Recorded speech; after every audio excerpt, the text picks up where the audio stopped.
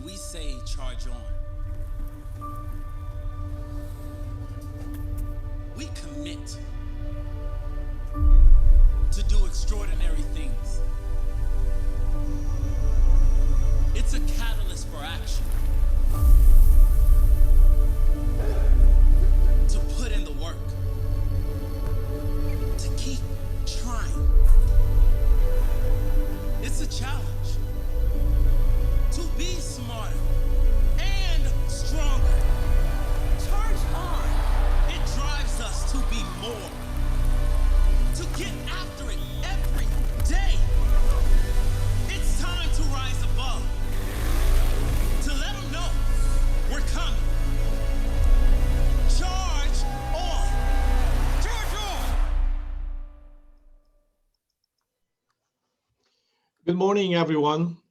Welcome to the Dean's Distinguished Lecture Series, and thank you for joining us today. I'm Dr. Robertico Crouse, Associate Dean for Research and Administration at the Rosen College of Hospitality Management. We honor Dr. Abraham Pizam, Founding Dean of the Rosen College of Hospitality Management. He is the Founding Dean of our college and the Linda Chapin Eminent Scholar Chair in Tourism Management, and we honor him because he marks a great milestone. 50 years ago, he defended his PhD dissertation, Some Socio-Psychological Correlates of Innovation Within Industrial Suggestion Systems. The results of his dissertation prefaced his pioneering role in the field of hospitality and tourism research and education. His remarkable achievement made him an internationally renowned scholar. Today, we look at the evolution of the hospitality and tourism industry through the eyes of one of our pioneers in this field of research and education. We are grateful that Dr. Josef Mazanec, professor of the Department of Tourism and Service Management at MODUL University Vienna, and professor emeritus of the Vienna University of Economics and Business, give us his time and join us with a very interesting lecture today called 40 Years of Tourism Research, Some Methodological Issues to Think About. Again, welcome to our distinguished lecture series. And now I would like to defer to Dr. Alan Fayal, our other Associate Dean. Welcome, Alan. Good morning. Thank you, Tico, and a big welcome to Dr. Mazanec. I'm sure I can speak for many. When I started my career, your early work, certainly on tourist and consumer behavior, was some of the very, very first readings that I undertook in tourism. So lovely to meet you virtually, and welcome from Vienna. Thank you, everybody. Please come forward with lots of questions. I know Dr. Mazanec has got many interesting things to say, so please post your questions in the Q&A function, and then I will read those out and share the Q&A panel at the end. So please do be forthcoming with your questions. So Dr. Mazanec, thank you very much indeed for attending this morning, and I'll pass to Dean Wong. Thank you, Raymond. Thank you, Alan. Good morning, New York time. Welcome to Rosen College, the Dean's Distinguished Lecture Series. As Tico just mentioned that, the series set up to honor Dr. Abraham Pizam, the founding dean of the Rosen College. So Abe has a lot of titles, but I just would be very, very brief. So he's the founding dean of the Rosen College from 2000 to 2018. He was the founding, editor of the International Journal of Hospitality and Management, one of the premier journals in the area of hospitality and tourism research.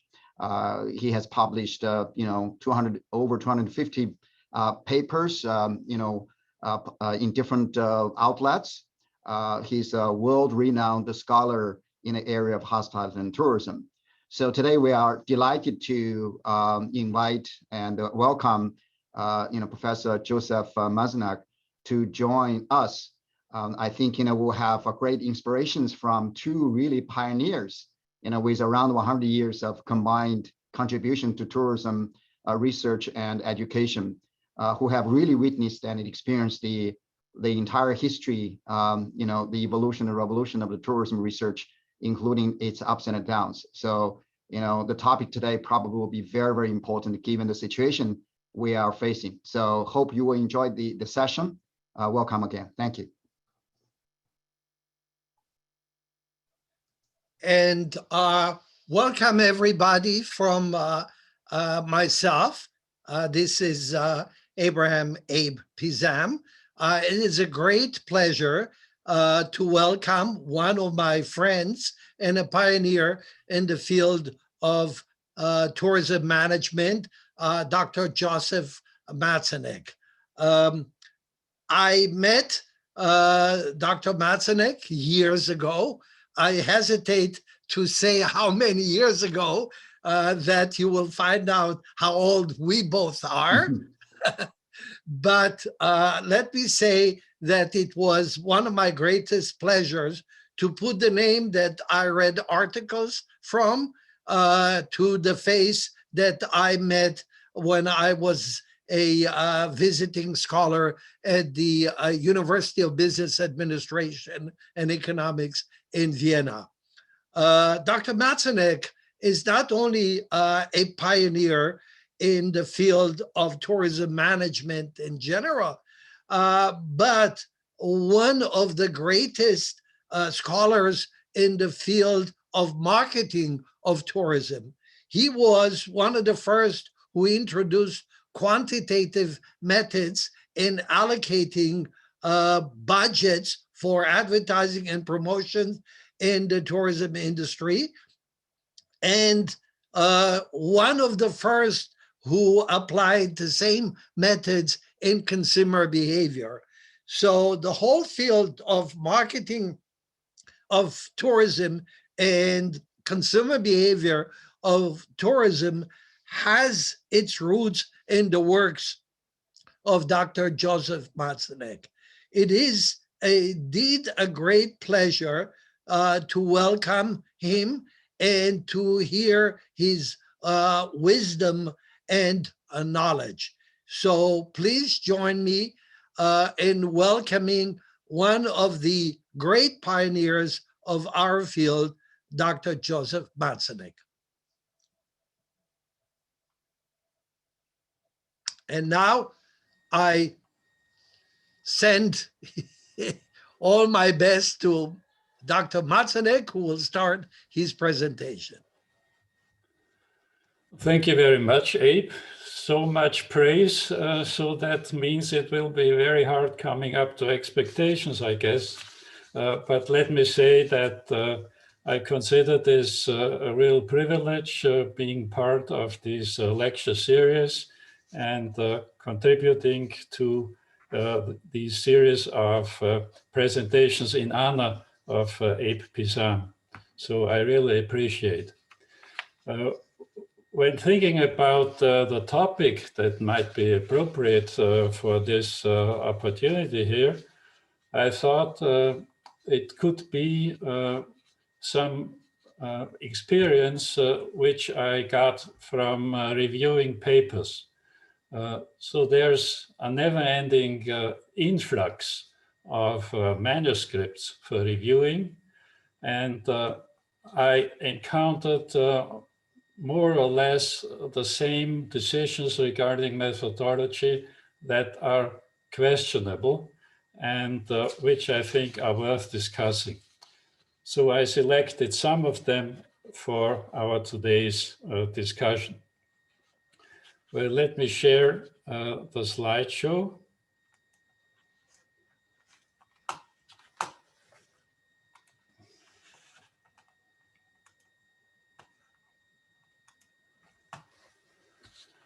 And actually that really ranges back roughly 40 years.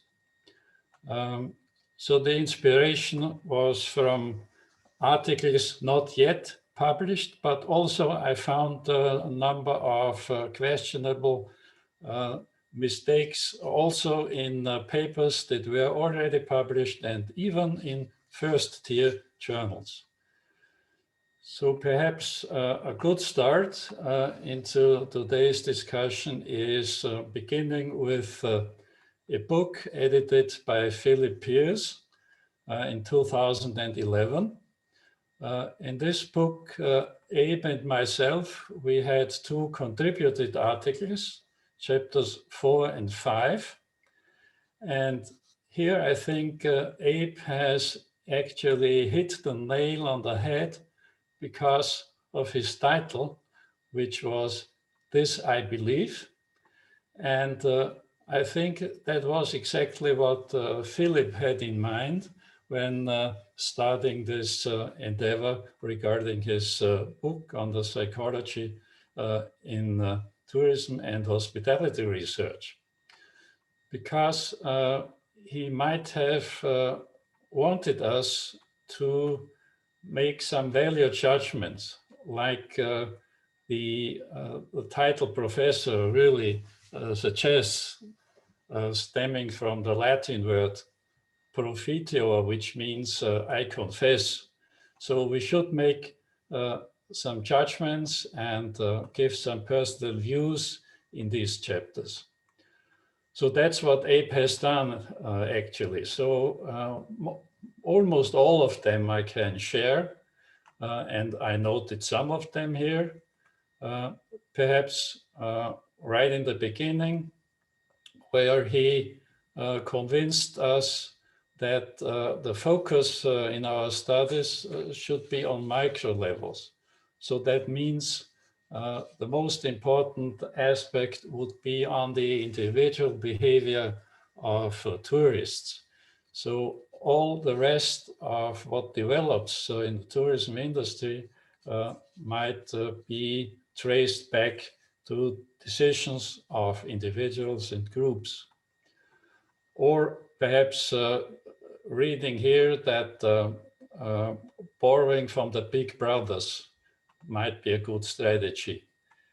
Actually, in the beginning of tourism research, we had to learn a lot from marketing science and from consumer research, and we need not invent the wheel again. So we could benefit from many of the results in these disciplines.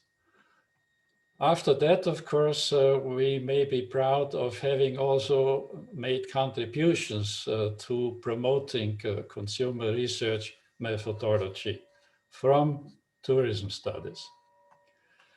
A very important issue is thinking about our social responsibility and taking care of not only industry, but also society requirements.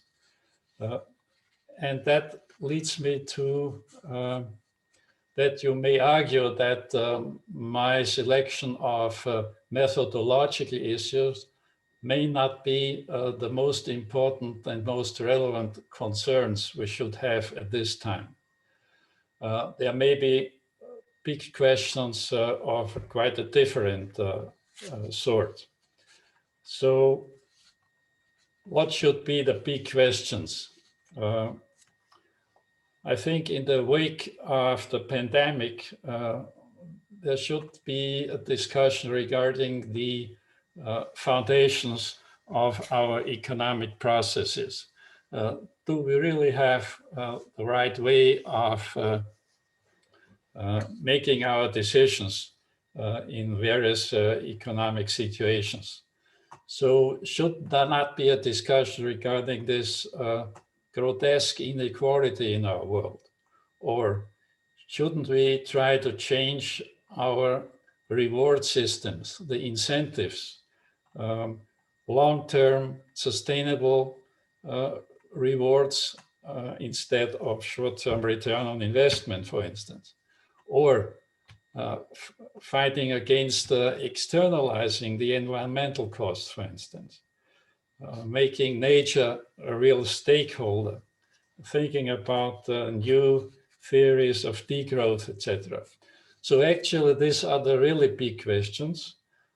So if you are interested in that, I strongly recommend to look up the presentation from the February lecture by Pauline Sheldon. She touched upon many of these issues and collecting them in various format. So it's really a good advice looking up these slides from the February lecture. So in my case, I have a much more humble purpose here, but nevertheless, taking a very comprehensive article that has been published in 1988, written by three giants in tourism research, Graham Dehn, Denison Nash, and Philip Pearce. None of them no longer amongst us, but very well remembered in our community. They wrote this article trying to classify the approaches to tourism research, and they used a very simple scheme with the criteria of the level of theoretical achievement on one side and the advancement of methods on the other side. So combining this, they had these four quadrants here.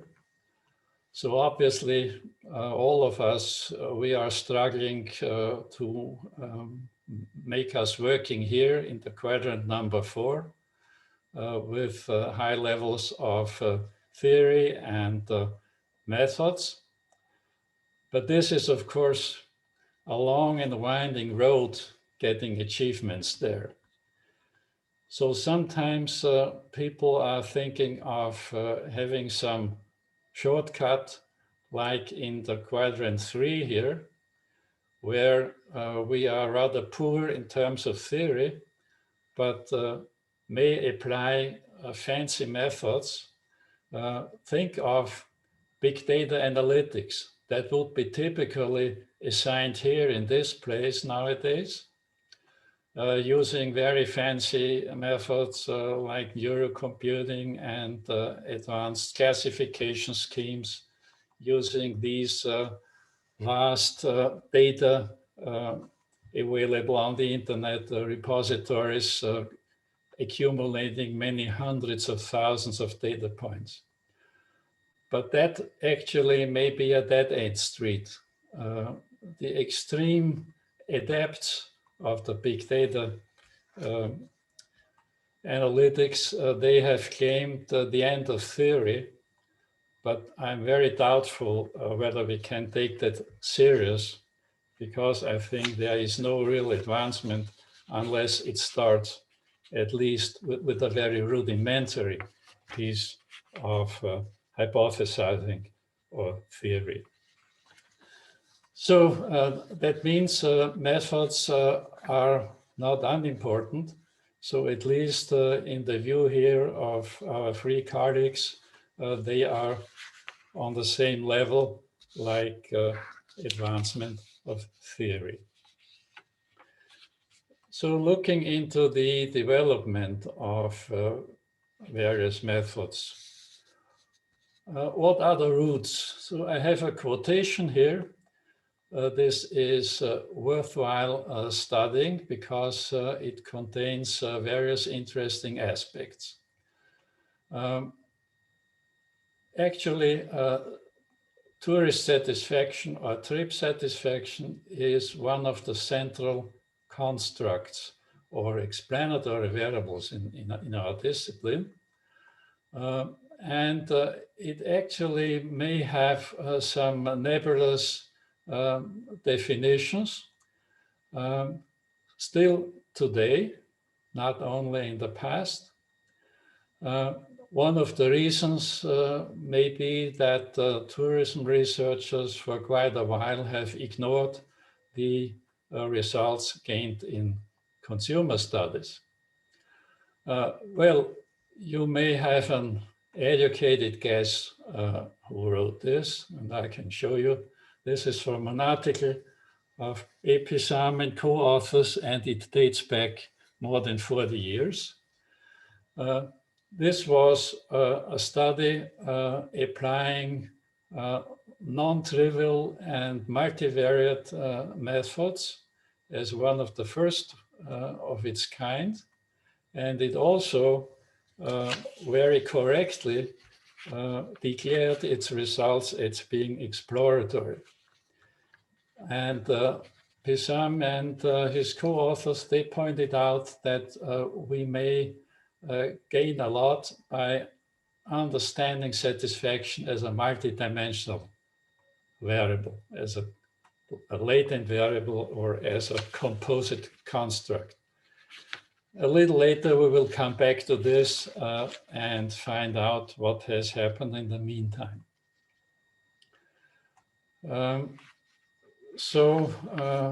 Giving you an overview of some issues I would like to touch upon, and later on I will have some examples for highlighting some of these points and illustrating them. What I find quite often is that results that are from a system of relationships are presented in a way where the whole findings were filleted into separate univariate hypotheses. So I guess that's a bad habit, because most likely our world is not univariate, but rather multivariate. And that means we should stick to these systems. And in that case, the whole diagram showing all those relationships at the same time, this is actually what we are testing and what we are relying on. And it's not an accumulation of separate two-variable hypotheses. So the diagram and the graphical system should be sufficient for portraying those findings. Another issue that comes up several times is that many of us have become very frivolous, let me say, in inventing ever new theoretical constructs. And the point is, if you're looking at them in a more rigorous manner, you will find out that on the level of measurement, many of them are more or less the same. So that means we should be rather careful in coming up with ever new explanatory variables, which on the level of measurement are not different, at least not sufficiently. So there may be a lot of tautology and misdirected ambitions there. Another point that comes up quite often is the role of model fitting. In many articles, we have the same data set applied for some exploratory research, and that is obviously the same like model fitting. And nevertheless, the authors finally claim that they have inferential results and they are in a position to generalize.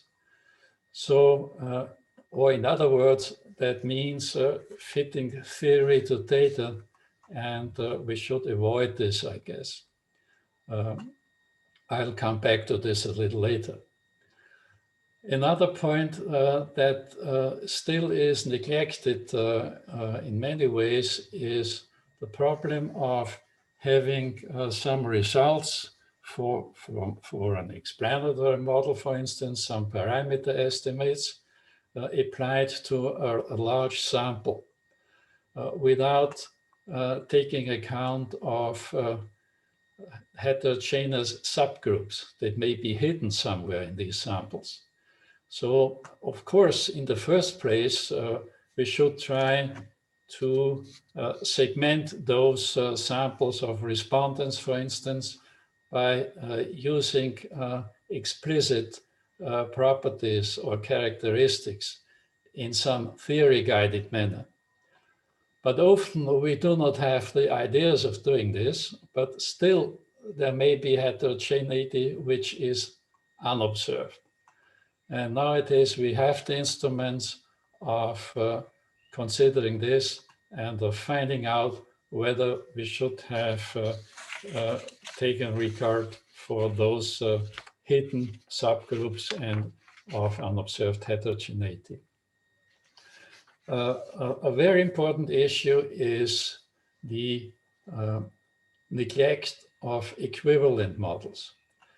So all of us are sometimes very proud of having validated some explanatory system, but we did not pay attention to the fact that there may be sometimes many equivalent models which are slightly different in terms of their relationships, but are compatible with the data set equally well. So again, there will be one example demonstrating this more clearly. And of course, what we are still lacking, not only in tourism research, but certainly in many other subdisciplines in social science, and that is replication studies and really rigorous validation with holdout samples and certainly application in a rather different situation that would be needed. And I do not encounter this very often. So that was a little overview, and let's going back to some specific examples. So this is an illustration of the development of various methods from the multivarious toolkit. So what is remarkable here is the skyrocketing method of structural equation models, this one here. So the whole chart is in terms of indices. So the basis here is 1998. So the picture shows the comparable and relative development. And actually, applications of structural equation models, they have 15th as many applications 10 years after 1998. So this is quite remarkable, and there is the big question, what are the reasons? And the second question, that there also may be some pitfalls in applying these kind of models.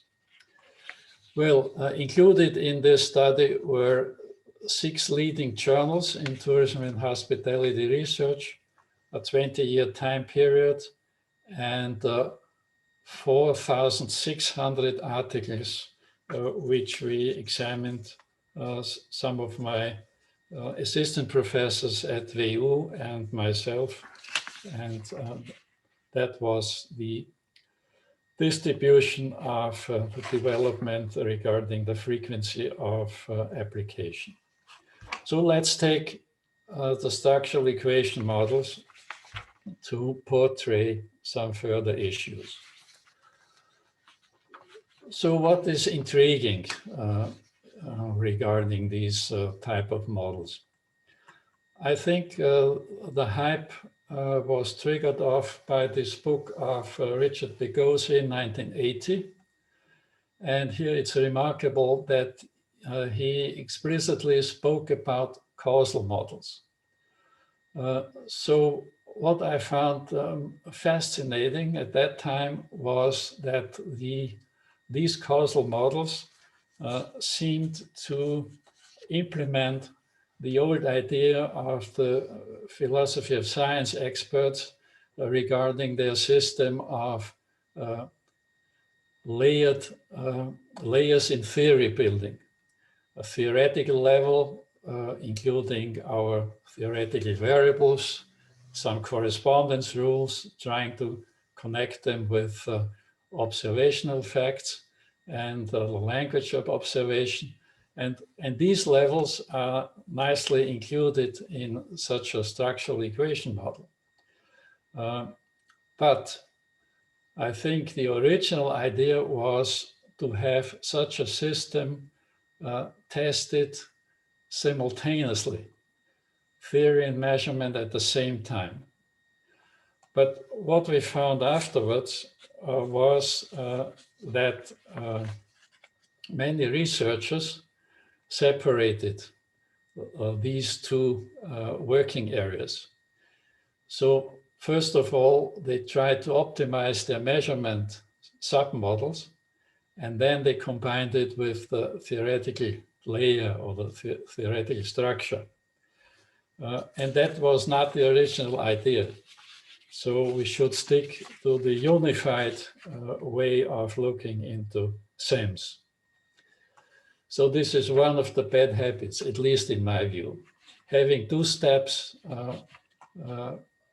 is not what was the intention of the founders of this strategy.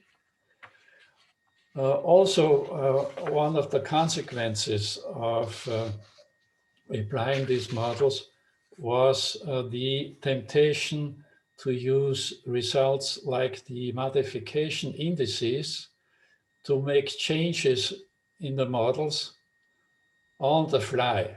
So that means while they are applied to some data set. Tinkering with some parts of the measurement models, deleting some relationships, adding or deleting some variables. And if that is done all the time with the same data set, that is really bad statistical work. And still, I'm encountering this from time to time. And you may find it also in published articles. So that should be avoided in my view. Another issue that leads to problems from time to time is this distinction between reflective indicator systems and formative indicators. I will have an example or more to say about it in some of the next slides. Other points that came up during these times of the SEM hype was what to do with nonlinearity. It's not very likely that all these relationships we are exploring are of a linear type. So can we include nonlinear relationships in these advanced systems?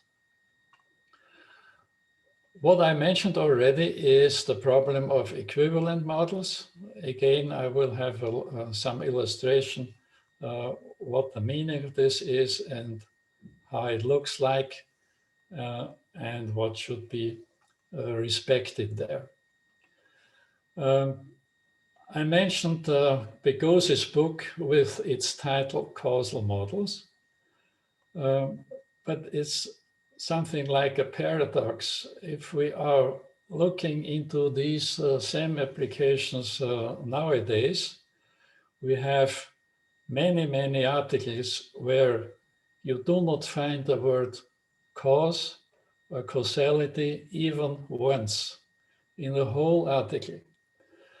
So the point is that these authors somehow they shy away from discussing this issue, but the consequence is that they leave it to the addressees of their research, and insofar as they may be decision makers and they would like to use the results for improving the quality of their decision making, they would depend on causal relationships because there can't be any intervention and any systematic decision making unless it is based on cause-effect relationships. So that's a big point for discussion. And finally,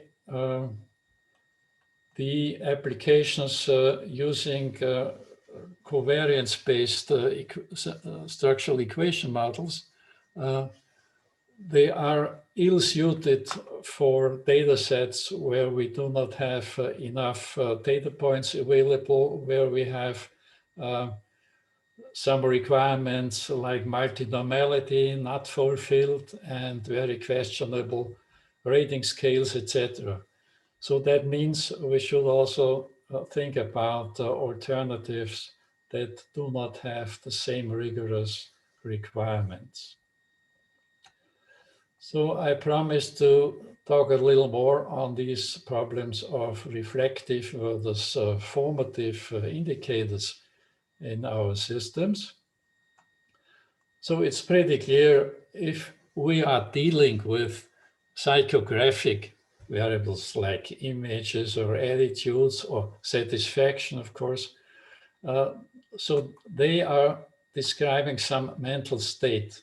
So in that case, it is quite obvious that we can regard these constructs as causes that are influencing the response of our subjects or respondents, making their tick marks on a questionnaire, for instance.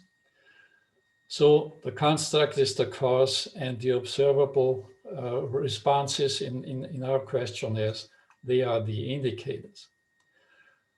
And in most of the software systems available for analyzing this kind of data, the reflective scheme here is the default system.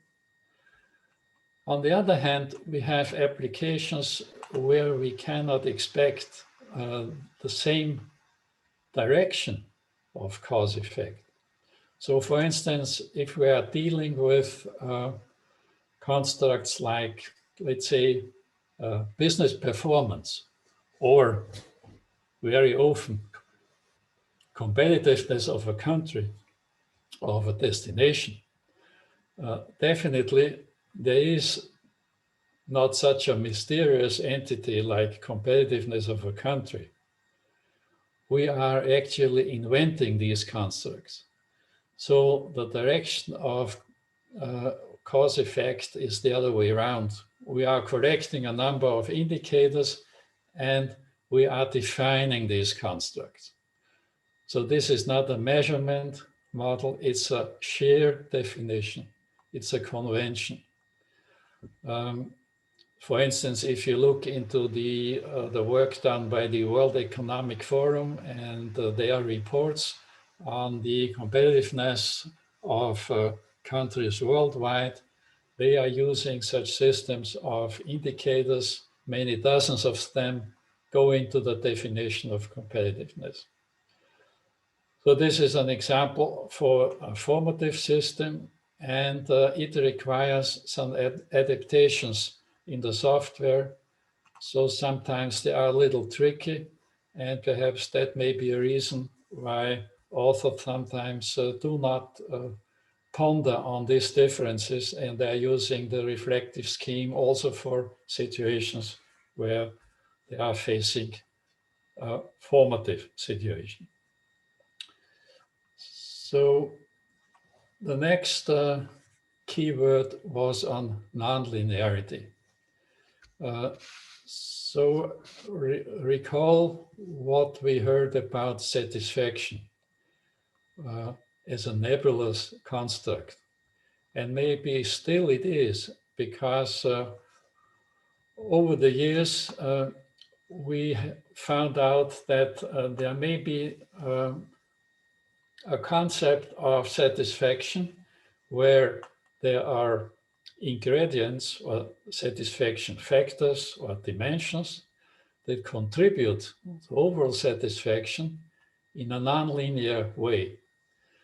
So the work of Oliver and others, they tell us that there may be product or service attributes contributing in the ordinary way of a linear relationship. If there is more of it, overall satisfaction will increase linearly.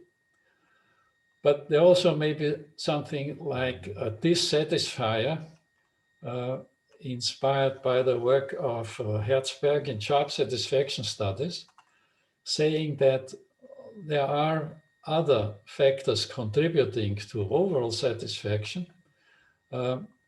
If they are present, they do not significantly increase satisfaction. But if they are absent, overall satisfaction will drop dramatically. So for instance, if you're on your flight, you get some drink in a dirty class, you may be annoyed very much and satisfaction may drop very much. And maybe you would not patronize the same airline a second time. But if you get a clean class, it won't add very much to your experience of satisfaction. And there also may be delight factors. So if they are present, they add quite a lot to overall satisfaction, but they are not missed if they are not there. So to give an example, in one of my transatlantic flights, there was a captain of a new Airbus 380. And he came into the economy class and he explained to the passengers all those properties of this new fancy air carrier. He was so enthusiastic about the new craft and his occupation there. So that was really a unique experience, which I might take as an example for a typical delight factor. So what does it mean for model building? It means that we can no longer rely on linear relationships, and we also need an opportunity for including nonlinearity in our systems, in our structural models. And today that can be done with sophisticated latent variable modeling software. Equivalent model, one more example here from educational psychology. The study here that gets a comment from two critical authors was about the interrelationship between various goals in mastering some student tasks.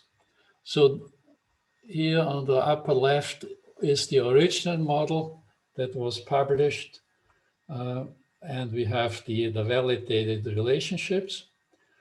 But the authors did not pay attention to the fact that there may be slight variations in the model, and the result would be fully compatible with the same database.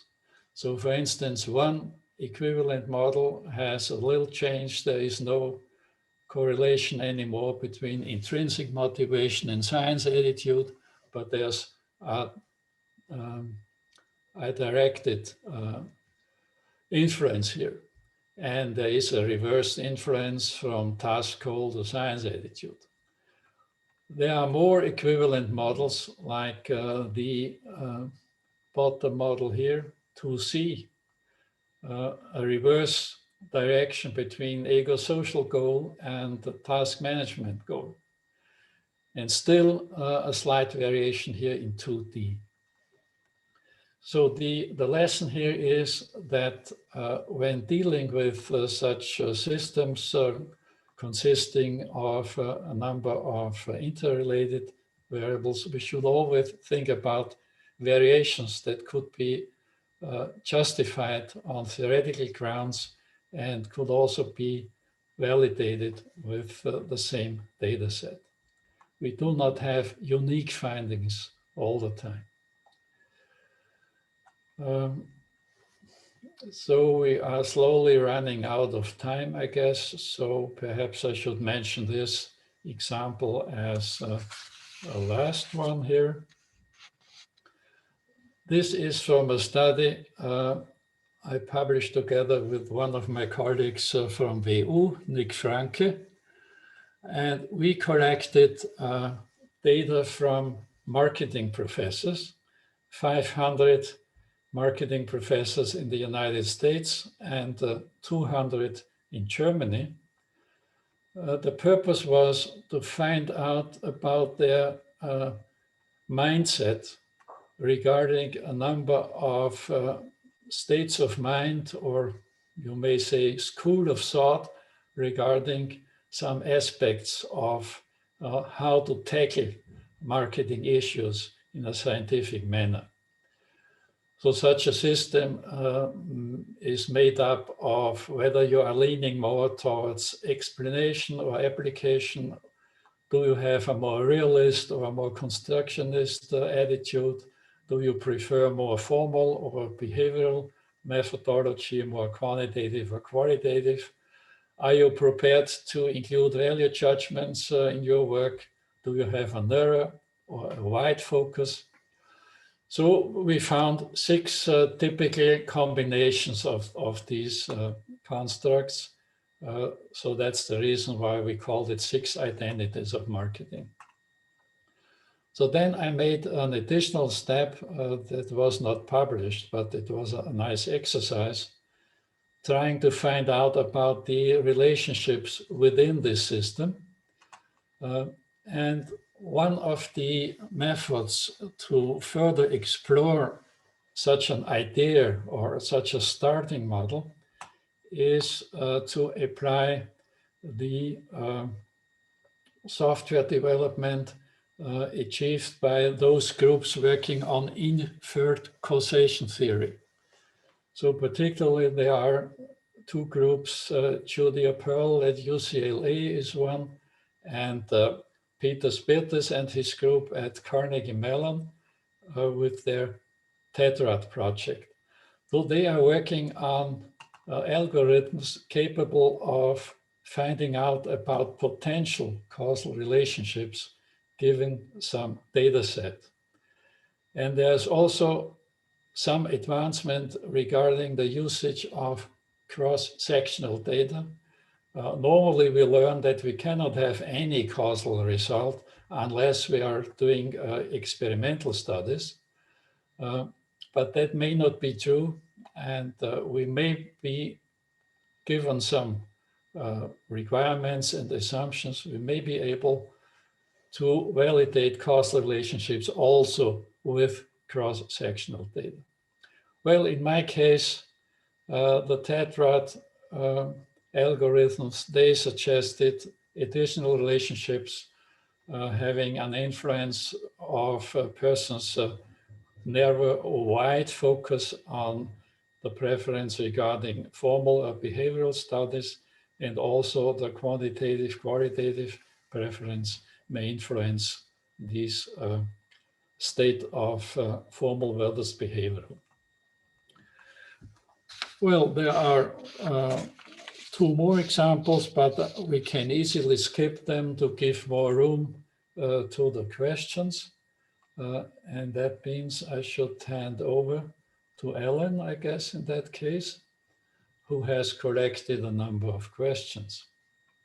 Lovely. Thank you very much, Dr. Mazanec. And I'm just thinking from UCF alone, I hope all our PhD students were listening to your words of wisdom there. There's many, many issues that you raised that we've discussed in the past. Dr. Mazanec, I'm going to ask the questions posted, but just a quick one for me first. You made a very, very good point about the tinkering of the SEM models, and the word's advice was to try and avoid in future. How can we maybe as PhD committee chairs or committee members, how do we communicate that to our students? Because the tinkering of models is something which is highly prevalent. Yeah, I guess we should appeal to their ambition. And the ambition should be to have a very thorough theoretical study at the beginning. So thinking about the justification of all those relationships they are proposing in their models. And once they have made a decision regarding the whole composition, and they are capable of backing them with results from literature, they should adhere to them. So that's their conjecture, and that's their suggestions regarding the measurement procedures. And then the whole system should undergo one crucial test in its entirety. Of course, there is no problem in improving the measurement systems prior to testing the whole model. As long as that is done with a different data set, that's perfectly okay.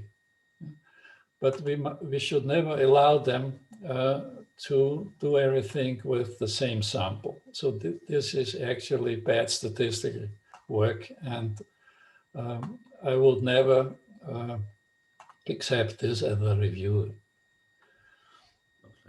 Okay, thank you. I've got two questions from the audience, then I'll pass to Tika and A because I know they'll have questions.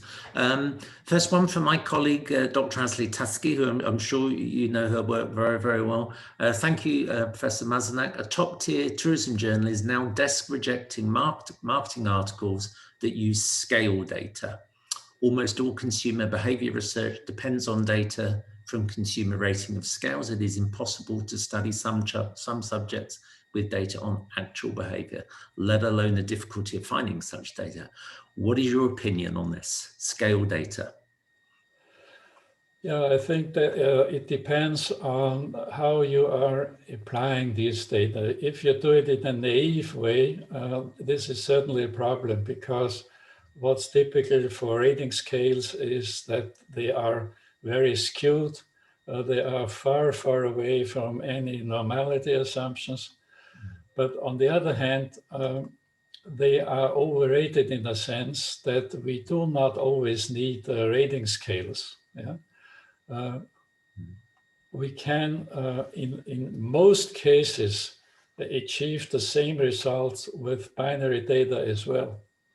So if you have the simplest possible scale saying that something fits quite well or doesn't fit, or rather fits not, that would be sufficient in many instances, and it would greatly facilitate questionnaire design and avoid respondent fatigue, etc. So that's one point. The other point is that the most advanced software systems, like the M+ system by Bengt and Linda Muten, that would allow you to accept the scales as ordered categorical data. And they can be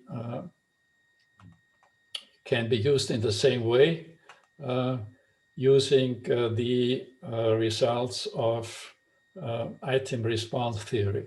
So if you apply a probabilistic model of measurement, then it's okay to use the scale data.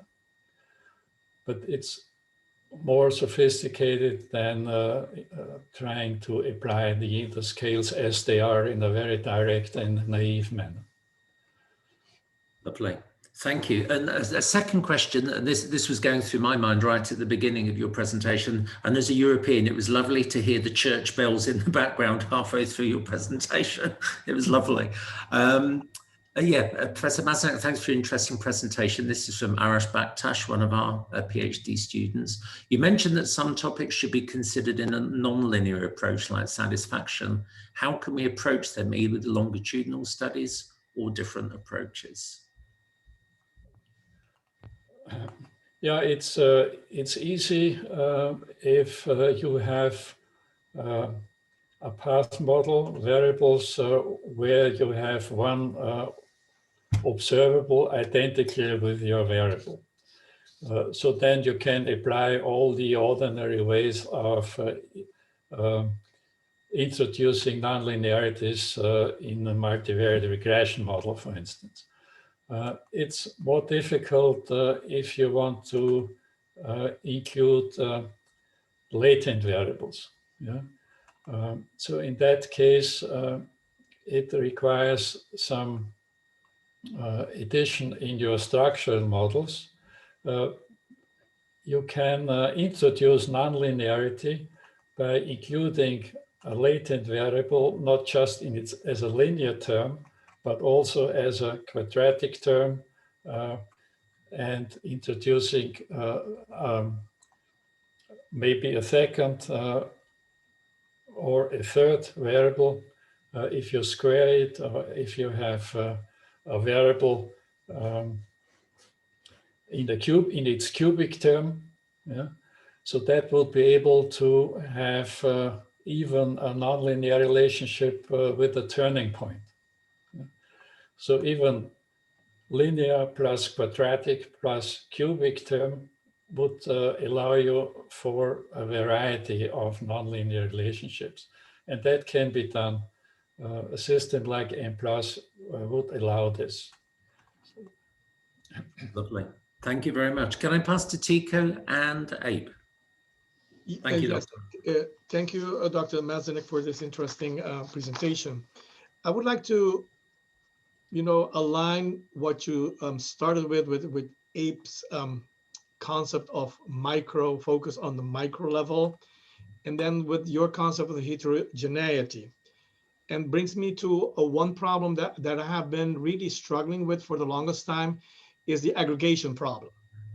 So moving from the individual, the micro, to the macro. So most of studies, they make just the assumption, but it is very difficult to, understand that movement, whether it's an accumulation, multiplication, threshold, linearity, nonlinear. So it's a very complex issue. So how do you see that in terms of the modeling part? Yeah, the problem is closely related to what we call segmentation in marketing science. Though the concern here is about how to aggregate.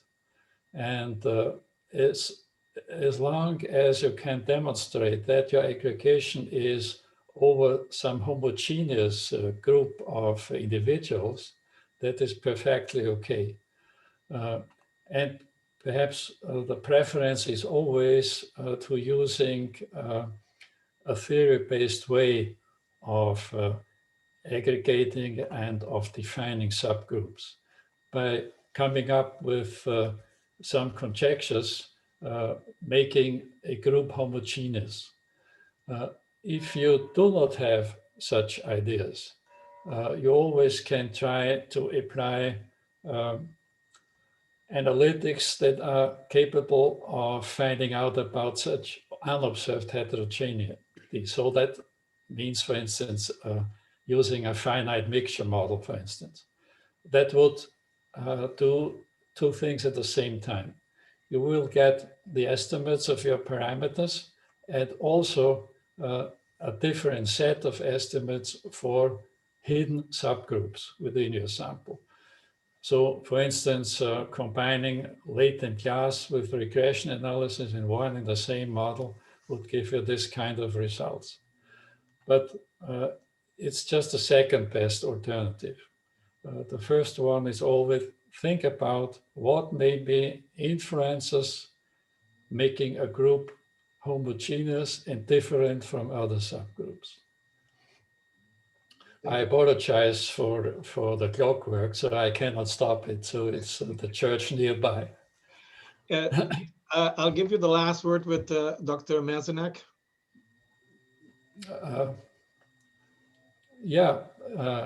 Perhaps you asked about if I can recall any anecdote regarding Pizam.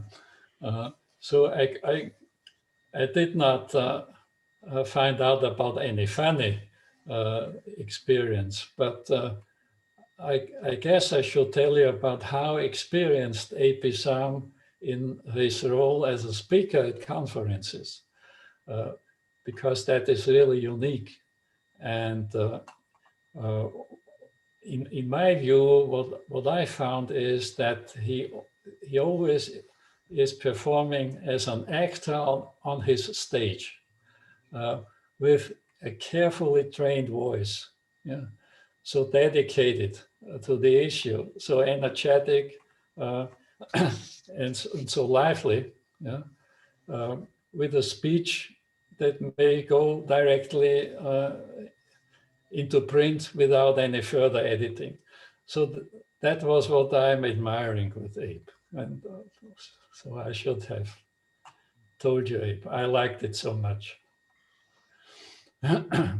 Thank you. I really appreciate that. And I admire your analytical skills and ability to analyze data and come up with very grand conclusions. Let me add to the questions one particular phenomenon that I have seen today because of the advance of artificial intelligence is taking a variety of consumer comments that are expressed on the internet, some sites, and analyzing them quantitatively and drawing some inferential, conclusions. Are you in support of that? Do you think that we have reached that stage in our methodological development where you can take 1,000 different qualitative comments that were made about a particular product or a particular company and then put them into an inferential model and analyze it with, the most modern statistics? Or is it too much of a stretch at this point of methodological development? Yeah, I'm very skeptical about this, and it all goes by the name of big data analysis. The biggest problem here is that many of these studies start out without any theoretical underpinnings. So in my view, the unjustified and naive idea is that if we have many hundreds of thousands of data points and we are running some fancy method like neural networks, models, etc., we may find out about some relationships that really may reflect cause-effect knowledge. So I'm very doubtful if it leads somewhere. And recently, in one of my last articles in Annals, I could show that even in those cases where the authors claimed they are studying their analysis without prior hypothesizing, it's not true. So there is always at least a very basic, just a rudimentary hypothesis underlying what they are trying. So we do not stand up in the morning saying, fine, today we are doing research, and we go out into the field without any prior assumptions. So that's, I guess, the biggest problem. If these studies begin with a firm basis of really telling what they are expecting, what are the conjectures to begin with, and then trying to expose them to whatever the data set is. So that's okay. But it's not inventing theory by blindly analyzing data. Thank you. And one more question before I let others continue, and the audience probably has more of those. In terms of experimental studies, we haven't seen too many of those in the field of hospitality and tourism. What is your general opinion about using experiments in order to advance theory and test models in the real world? Yeah, definitely. What we see in the natural sciences is that advancement depends on experimental studies. And we have been deploring this for many, many years, that there are too few in all kinds of social science. But nowadays, the situation has improved because using the internet resources, it's much easier to experiment nowadays than it has been 20 years ago.